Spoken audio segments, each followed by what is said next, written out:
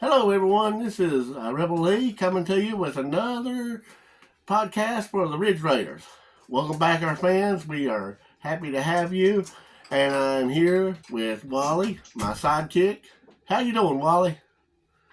I'll kick you. I kick you right in the butt. Well, how did that jart feel last week? Yeah. Speaking of which, that is our one of our products that we are pushing here on Ridge Raiders is jarts. Fun for the family and all you kids. Just enjoy them, but be safe about it. Okay, so now let's get on with the episode. What are we doing this week?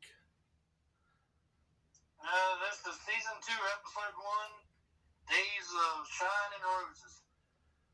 Came out in 9/21/79.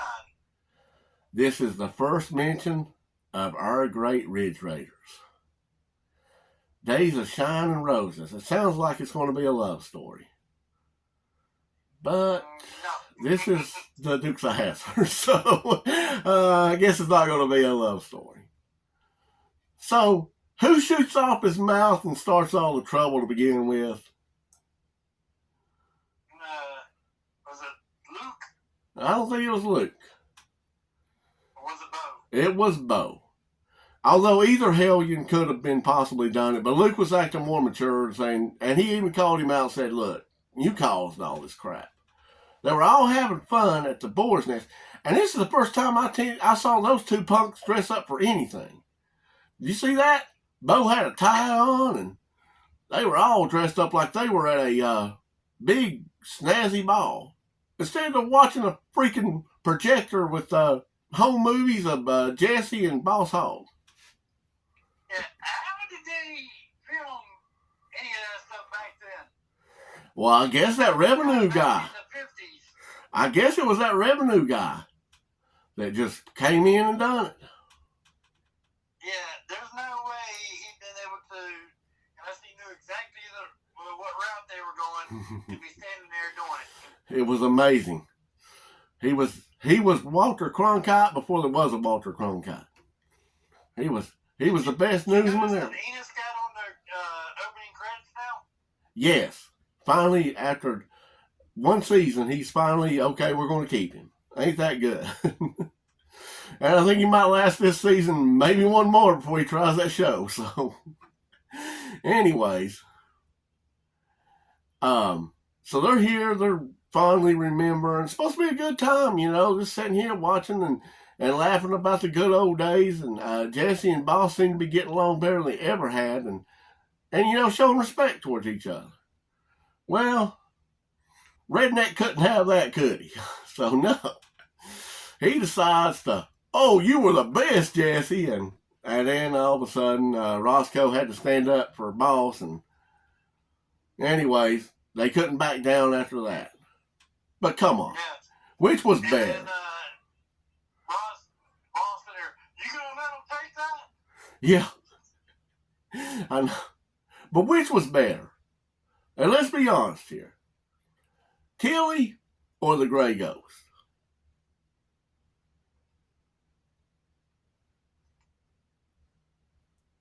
Yeah, it's kind of a toss-up. I gotta say the Gray Ghost. It ain't even it's not even like a competition. Gray Ghost wins the whole thing. It's just so cool. The name is cool. Everything about it's cool. So anyways, they set up the rules. And of course, they can't just run in their county. Oh no. They gotta bring this guy Spike. Yeah. He finally mellowed out. Yeah. Property damage to somebody. I'm pretty sure that was against the law, Spike. I mean, you got an attitude problem. You might need to get some psychiatric help because you definitely got anger management going on there, buddy. And you showed it throughout the whole show. Yeah, he's up there, took out the fender, what was it, the trunk? Yeah, the door. The door was impressive. Fender, yeah. And they said he finally mellowed out. Yeah, he's finally mellowed out. And when the first time when he caught him, and they said he couldn't find nothing with Boss Jesse, and they're saying, "Yeah, we were just going fishing." I know. Yeah. I did like that. But, yeah, they didn't even have moonshine that time. So this guy is like full on over the top. But you notice his sheriff helmet? Keep an eye on that because I really believe I'm going to see that helmet again on Sheriff Little in episodes later on, or one very close to what it looks like from Chickasaw County. So just kind of keep that in the back of your mind because I could have swore that was the same one like he wore. But we will see. So the object of this race is... That actually reminded me of the helmets they wore in Chips. Well, that too. Yep. And I mean, you know, they recycled on the sets with different props. It's possible that they got it from another show, so you never know about that. Just kind of grab things out of wardrobe or wherever they could get it and use them. So the object of this right here is to run Shine from the Boar's Nest. No, it was just water. All the way to across the line and back. You say it was water, but there was Shine in that one trunk. I know there was. Yeah, how'd you like when they got jumping ahead when they finally got all that Shine out of that trunk? Well, I was thinking that too. On my next road trip, Wally, could I get you to jump out the back and maybe go back and try to open up the trunk while I'm going about 60 miles an hour and see how well we do with that? And maybe you can throw some water out. No. Oh, come on, Wally, be a trooper for the. We will video that and we'll have at least 10 people look at it on YouTube. I guarantee it. Yeah. So. And then all the glass on the road afterwards too. Of course, we don't care about littering. At least I don't think I've seen no property damage in this one. I guess it was because Boss and Jesse were running instead of, well, no, they crashed through that barrier pretty good. So, yeah, the other county's cop cars got destroyed. Yeah. So how was there no, well, you got all those other cars that Spike destroyed and the wall that he destroyed. Yeah. But how did he caught up to him at the Boar's Nest at the very end, and he didn't arrest none of them for running through the... For anything. Yeah. roadblock. Yeah, I mean, he had charges that he could have put against him. Unlike the dude in the previous episode where he had no charges. His bank wasn't robbed, but yet he was the one that took the prisoners. So, yeah, I don't like... they're not being fair to J.D. Hogg in this at all. Poor Commissioner Hogg. But there should have been some kind of charge. Remember, in his hands is not rust, it's fat. Yes. So everybody betted, and the one guy decided that he would bet against both of them, so he'd be the first guy to break even in half. So, and wasn't it nice that Cooter had just this car that was perfect for Jesse, just sitting right over there? Oh yeah. That was good. I don't know. Boss had his under a barn somewhere, and he dug it out or what? How he got his? I don't remember if they said. Yeah. That's like when Jesse was driving, they had the general chasing him. Yeah. Technically, would that not be the general losing a race again? Well, it wasn't really registered in it. Although I'm surprised because every week, Bo and Luke are always talking about how much money they're going to make it running a race, and poor Jesse can't hardly make the mortgage and has to get it by midnight and everything else. But yet, here these boys can win races and money all the time. And of course, they get mad whenever Cooter says to get a real job. Oh no, we're helping Jesse at the farm. We can't do that. Have you seen them boys pick up a hammer or anything so far in these episodes? Well, the whole thing, in this one, they were standing by that post and it looked like they were trying to hold it up like they're acting like they're doing something. Oh, yeah, okay. He's over there milking the cow. Good point. Good point. Yeah, they were. They were standing there. Yes. I don't know if they're doing anything. The only other time I saw Luke pick up a chicken egg only to smash it over somebody's face, and he wasn't actually collecting it to go into the kitchen. But back to this show. So they said, and I don't know if you called it, that when Luke reset that detour sign, you could hear the door open and close where he got back in the car. Yeah, and actually you saw it too.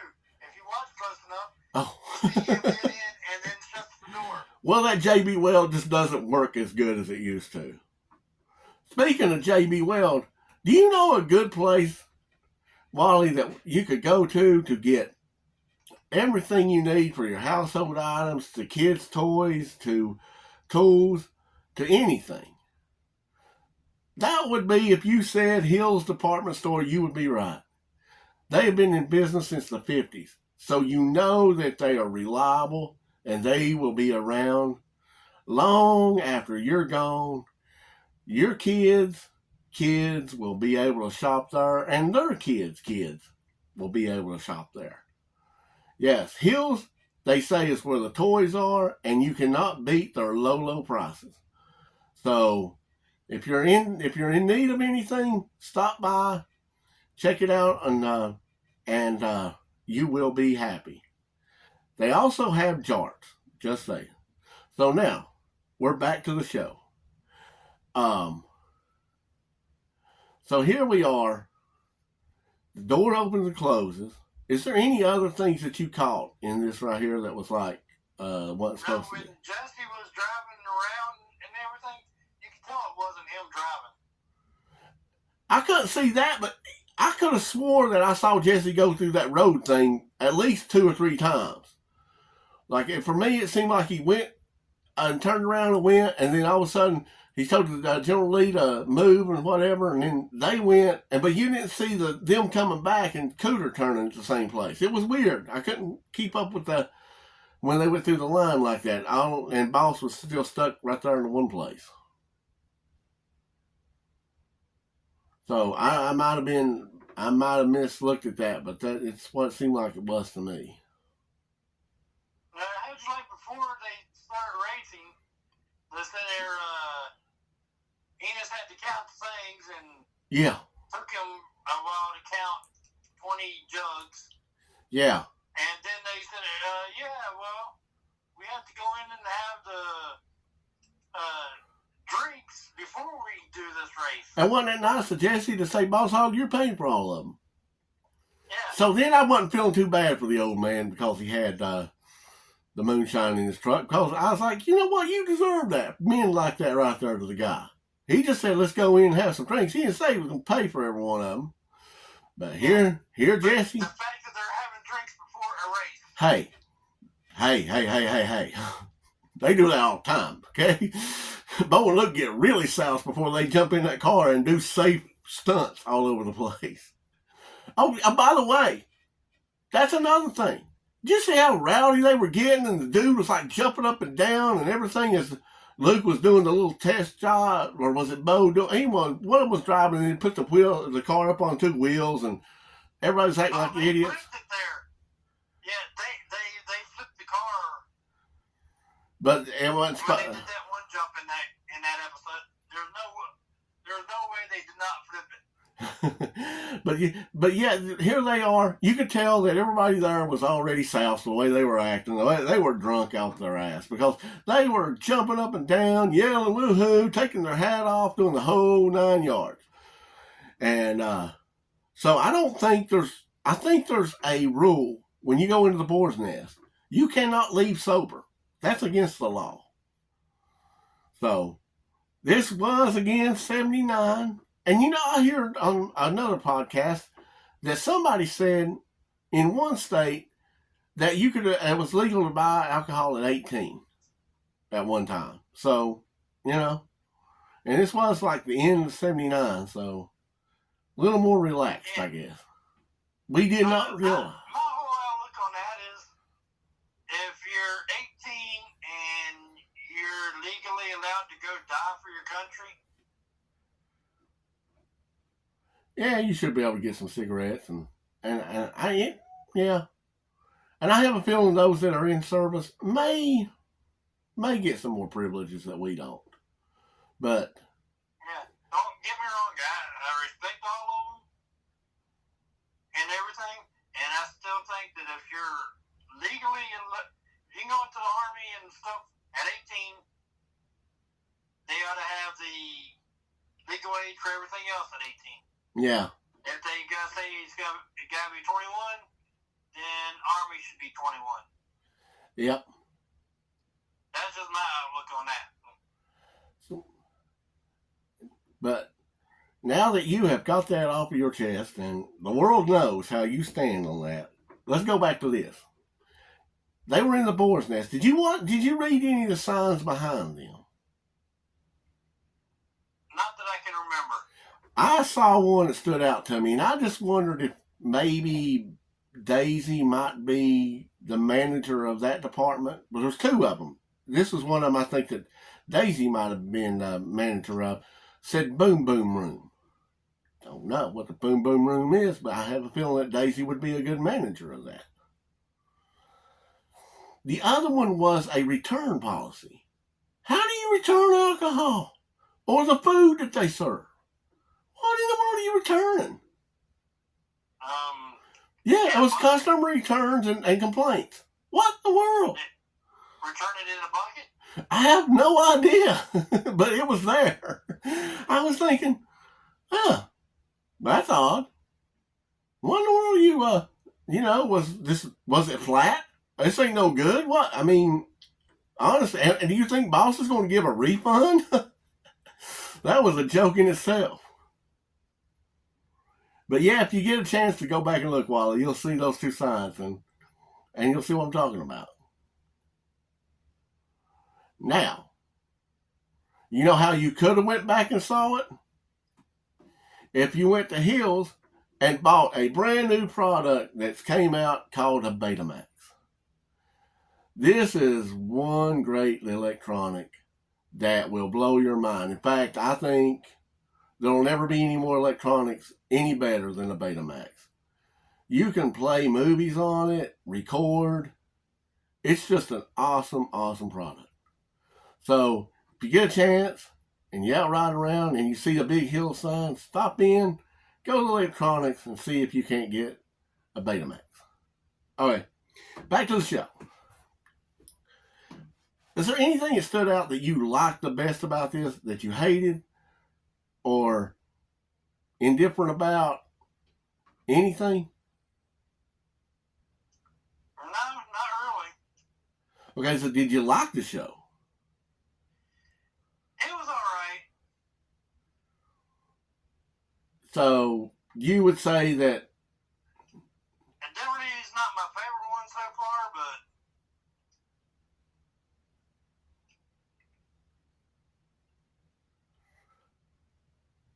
but on a scale of 1 to 3 of Indiana Jones, and the third Indiana Jones being the worst, and the first Indiana Jones being the best, where would you rate it?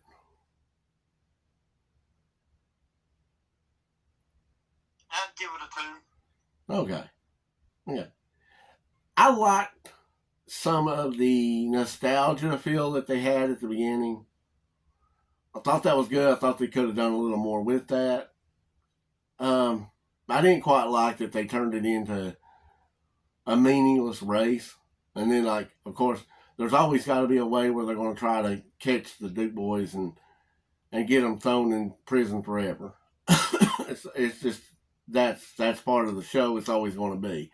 But the chases, they weren't the best in the world, I didn't think. I mean, the whole, I don't even know if they could have, if they sabotaged that car, I think they could have done it a different way.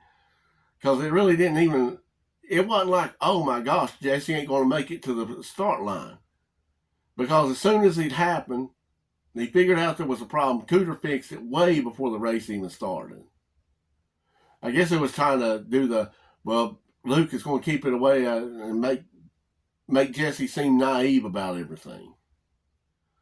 Like he don't need to know about boss cheating, and he don't need to know about moonshine being in the car, or the detours.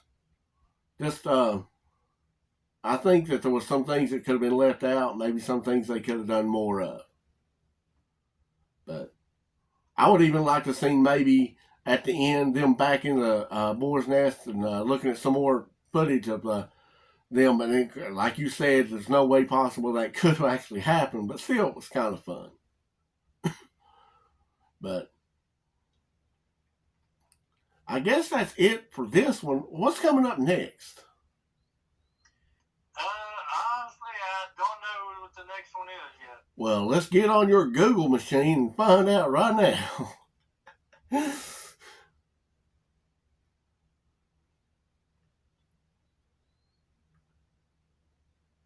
Season 2, Episode 2, in September of 1979 sometime.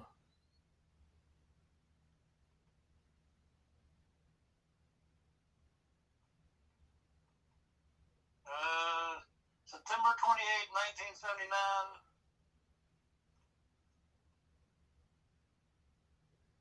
1979. $1979. Gold Fever? Gold Fever. Okay, that don't even ring a bell to me, so this will be brand new to me to watch too. Let me double check that just to make sure. Okay.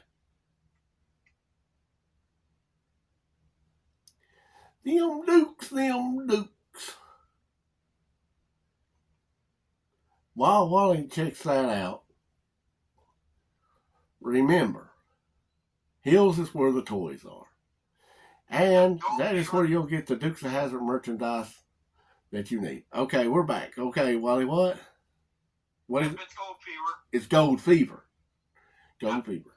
Okay, so next week we're doing Gold Fever, September 1979. And hopefully it's starting to pick up. We're going to start seeing some better chases, less property damage, and just some good old boy fun.